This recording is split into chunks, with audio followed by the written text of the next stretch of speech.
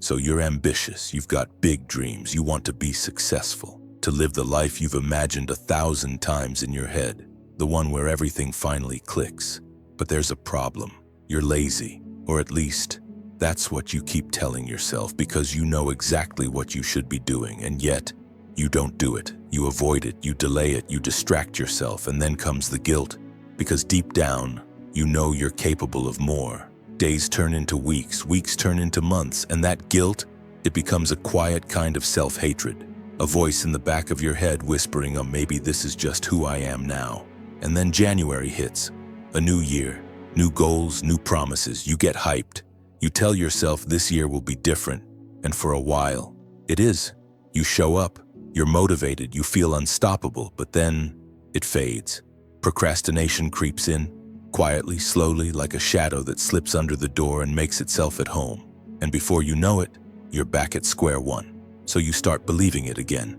I'm just lazy. But here's the truth. You're not lazy. You're just stuck. And the real enemy?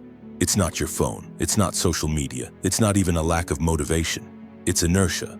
In physics, inertia is the tendency for an object at rest to stay at rest, and an object in motion to stay in motion, unless acted upon by an external force. That's you, your goals, your potential, all stuck at rest because starting feels too heavy. You look at the task and think, I have to finish the whole thing. I have to be perfect. I have to do it all right now. And the weight of that expectation, it paralyzes you. So instead, you do nothing.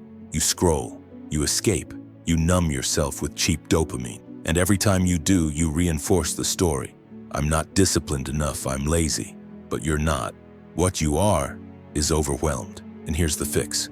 You don't need a new life plan.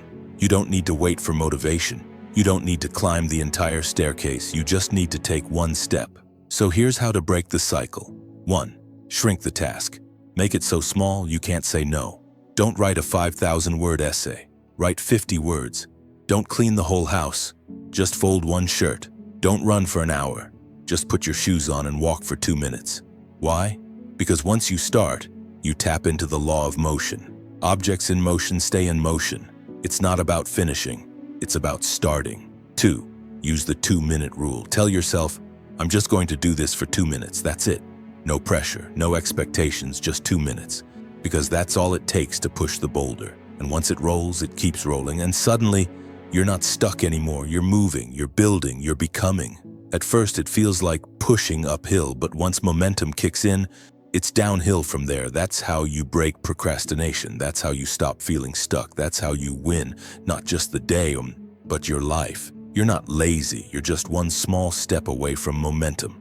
So before this video ends, pick one thing you've been avoiding. Shrink it, start it, just for 2 minutes. Because that one decision, that's the beginning of everything. If this video helped you, even just a little, do me a favor. Hit that like button, subscribe for more content like this, and share this with someone who might need that first push too.